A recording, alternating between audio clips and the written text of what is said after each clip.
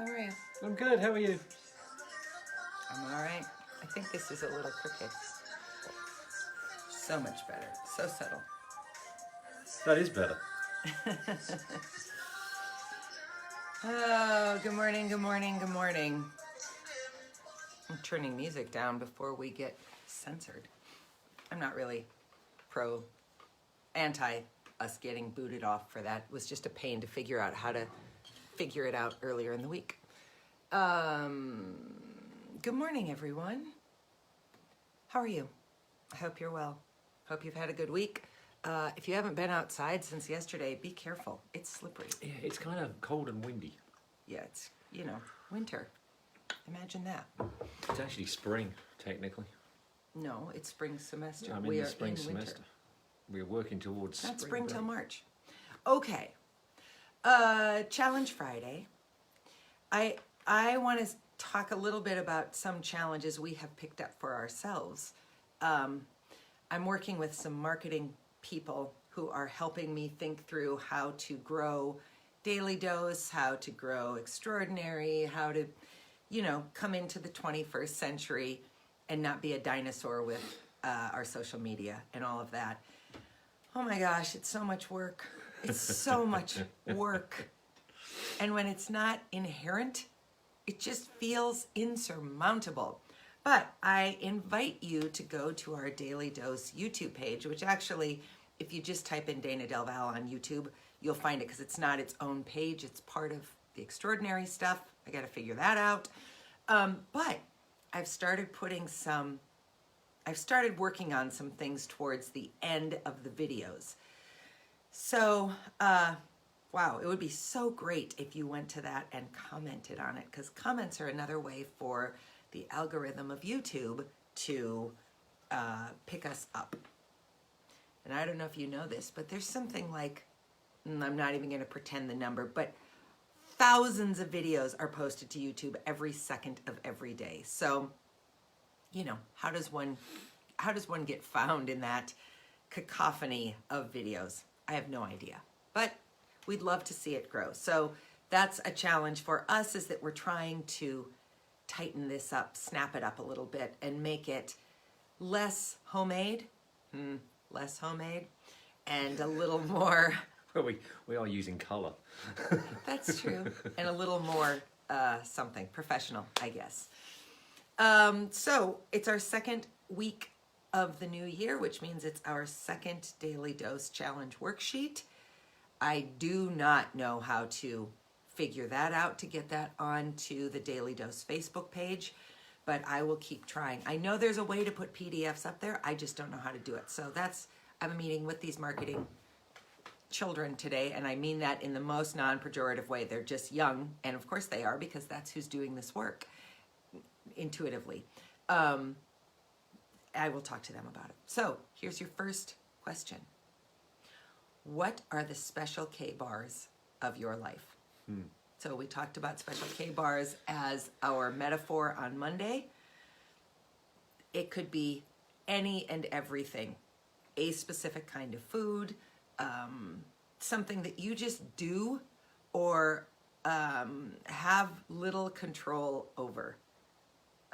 Do you have things in your life that you think fall into that? Set the alcohol aside. That's kind of the given, or was the given. But do you have the special K bars of your life? I do. Yeah, what are they? Cheese. Yeah. Cheesecake. Chewy cola bottles. Oh, yeah. Ugh, those are the worst. They're fantastic. No, I just had them when I was a kid. I used to get them on a Saturday morning to watch Thunderbirds. It was a treat. Oh, so you associate them with something. And I found that I hadn't seen them in about 25 years, and the Walgreens in Moorhead sell them. And literally, if I go through town to MSUM from this, I literally stare at Walgreens when I drive by it, thinking, they've got cola bottles every day. That is why I usually take the internet. No, you take the interstate. I take the interstate. There you go. So I can't see Walgreens on my way to work. That's interesting. I didn't know that. Yeah. Chipsticks, if you had access to them. Oh my God, yes. So Maz's mother, as you know, keeps me well stocked in tea and sends us these packages with tea and usually biscuits or chocolate for me because she knows that I love them. And then she sends instant coffee for Maz and these bags of salt and vinegar flavored chipsticks, which are like a cross between Heaven. a veggie stick, if you've had those, like those fried veggie things, and those shoestring potatoes, kind of. They're like that. They're like freeze-dried French fries, sort of. And if she sends 4 bags, you wish she would have sent 8. And if she sent 8, you'd want 16. So she could not possibly send enough actually fulfill the void that lives in Mary's life. But he eats those to the point of having a tummy ache. But, bless her, my mum did send me the reduced fat variety. Oh, yeah. It's the fat. Everything was good this Christmas. I had reduced fat chipsticks.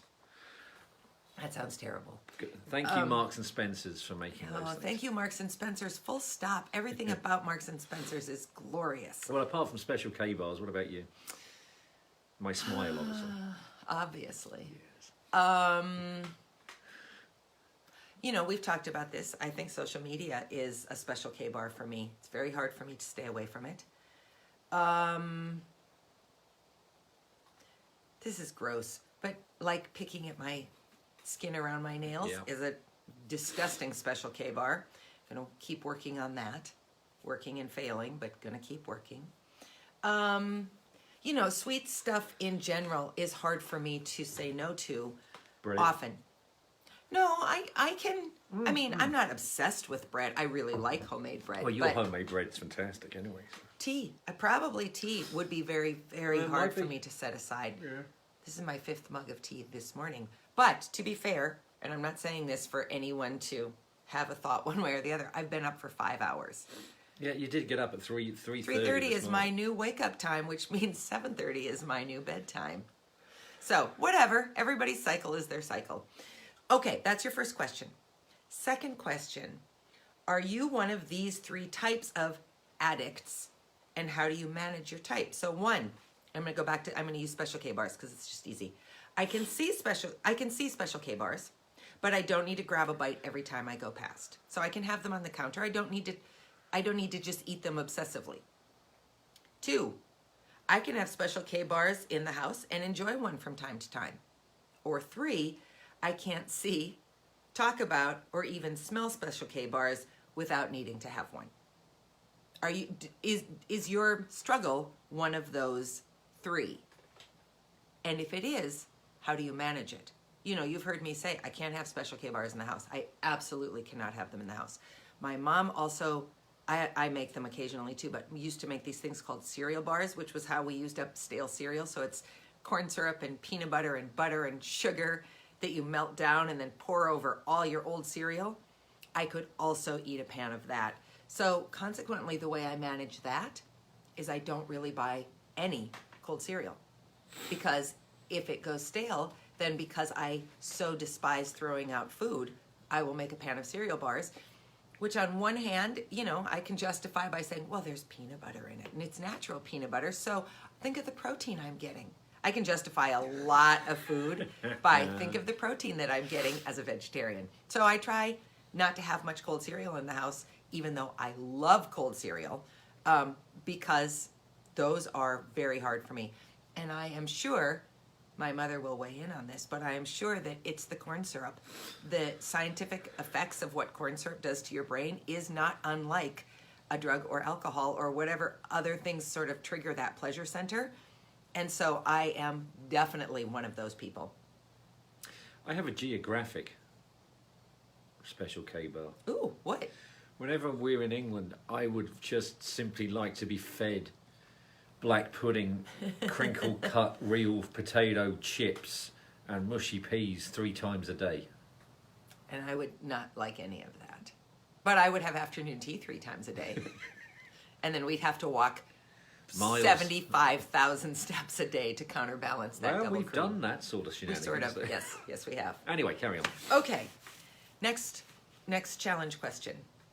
take 5 minutes, not now, but take 5 minutes and free write everything that comes to mind that you are grateful for. If you did that with us on Tuesday, you could do it again. Then the questions are, how does that make you feel? And what surprised you on the list? One of my favorite things about free writing is that you don't know where your brain's going to go. You don't know what's going to pop up. And so, good job, Anne Riley. We reference Anne all the time, but many of you don't know this. Anne is also from England. So when Anne likes minced meat or afternoon tea or doesn't like mushy peas, it's because Anne has firsthand lived experience. So, good job, Anne. I don't care for the mushy peas either. And I'm not... Back to the question. The one that actually, and I know why you said it, but the one that got me was when you read out furnace. I mean, it's lovely to have central heating, but I wouldn't have thought it would have made your list.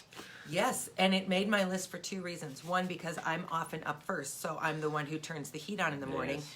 And when I'm sitting in a chair or someplace near one of our heat vents and it comes on, every day I'm grateful for that because I spend so much time thinking about what my pioneering ancestors would have woken up to. I think about the scene in Jane Eyre when she goes to Lowood Orphanage Asylum, and in the morning they get up and have to wash their hands and face, and the first thing they have to do is take their little metal cup and crack the ice off the top of the basin of water. So I just have lots of literary references. I have lots of imagination references of what it would have been like to have no furnace. So I have tremendous gratitude for that. And then there's also a poem, and I can't believe I can't think of the name of it off the top of my head, but it starts with Sundays too. My father would get up in the blue, black dark of night, and it talks about him with cracked hands starting the furnace and getting the house warmed up for his family, and what a sacrificial gift it is to be the first person up. So that's how the furnace made it That does make into more my sense. list. But yeah, I think there's real value in stopping and thinking, what surprised me on this list? I wasn't really expecting maple syrup to make it to my list, although that's another thing. Boy, hand me a straw. Let me just stick it in there. Just terrible. You know why I love that Maz doesn't like maple syrup? Because if he liked it, we would have to take out a loan because real maple syrup is very expensive. It's terrible. It's the best. It's like those what are those things you lot love? Marshmallows. Oh, it's nothing like marshmallows, although I do like marshmallows. Okay, Moving on. next question. According to researcher Dr. Susan David in her TED Talk, The Gift and Power of Emotional Courage, which we linked to earlier this week, and I will link to it today. And I'm going to practice a new skill by linking to it here. I'm doing my point so that I can add it in when it goes up on YouTube. Normal, natural emotions are now seen as good or bad, and being positive has become a new form of moral correctness. Does that resonate with you? Are you someone who puts on a happy face even when things are not going well? How might you start to allow all of your emotions to exist, unjudged and accepted? And that both references her talk, and it also references the conversation that we had yesterday with Chelsea Swazer. Thank you, Chelsea, for joining us for that great conversation yesterday, where she talked about the fact that she and I have this intimate relationship over her manicure table. She knows a lot about me. I know a lot about her, but I never, ever talked about what was happening. I went to see her while Maz was in rehab and didn't tell her. So what happens if you decide, I'm just going to openly live with the good, the bad, and the ugly? And people can take it or leave it, but I am going to take it, accept it, and not judge it. So I think there's something in that. If you've got some good news and you share it without bragging and people are happy for you, you feel happier. yeah, absolutely. Then you being happy for someone else does the same thing. It, just brightens people's day up, which is a wonderful thing. But there's also real value in discovering you're not alone in what's not working for you. Absolutely. Don't know who said it, but misery does love. That's probably a Shakespeare quote, isn't it? I don't Misery know. loves company. It makes Maybe it's a Ben Franklin quote. He was, big big he on was those. into that. But whoever said it, well done. You were spot on. Let's hope it's a woman. Yeah, it's not. I think that's sort of the opposite, actually, because that sort of implies, boy, when you're miserable, you seek out and you're attracting misery to you. That's almost Catholic. There you go. All right, next question. And you have to sort of watch the talk to get this, but Maz did read you this section. What are your dead people's goals? Yeah, I and love how that. might you shift that mindset? I don't want to try this because if I fail, I will get hurt. I Yeah. don't want to fall in love because my heart can't take it again. I don't want to risk looking like a fool, so I won't try. The only people who don't have to worry about that Oh, dead people. are dead people. All the rest of us have to run the risk, and the risk is more than worth it. So, how might you shift that mindset? Last question. If alcohol has been a part of your life, either for you personally or with someone important to you, how has that shaped who you are today? This is based on Chelsea's conversation and how she's become a more empathetic person. She's more open to other people's problems and situations, and she's less judgmental. And I can say absolutely unequivocally, I'm not telling you I'm never judgmental. I'm plenty judgmental. I could start you a long list of things I'm judgmental about. But there are many, many new things that I no longer am judgmental about because I have lived through some hard things. Anything from you? Anything you want to add to this? It's 8:46, just so you know. I victimize myself. I still have some dead person goals I have to work through. Yeah. I'm getting better. I am aware of it, so that's a plus. Yes. So enjoy the long weekend. More to the point, do something on Monday to honor the life, Yeah, remember why you... work, the sacrifice, and the death of Dr. Martin Luther King. It's not just a free Monday. Today's actually his birthday. Yeah.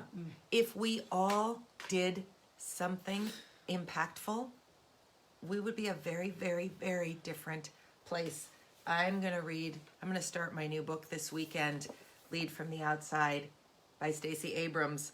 My brilliant child sent it to me this week out of the blue and as inspiration for some things I'm working on. So that's how I'm going to honor Dr. King, is I'm going to read about the work of a modern day civil rights and feminist and women's rights and people's rights and political activist.